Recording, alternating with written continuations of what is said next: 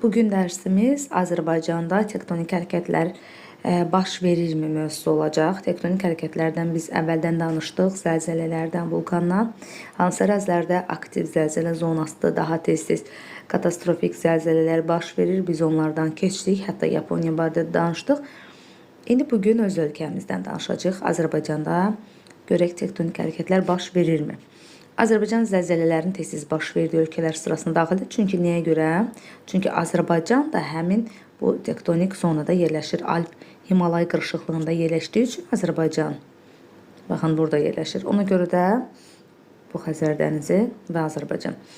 Ona görə də Azərbaycanda güclü zəlzələlərin olduğu ərazilərdə Azərbaycanda yer səthinin formalaşmasına tektonik hərəkətlər, o cümlədən zəlzələlər səbəb olmuşdur. Yəni yer səthinin formalaşması deyəndə Azərbaycan müasir relyefini, yəni Azərbaycanda olan dağlardır, düzənliklərdir,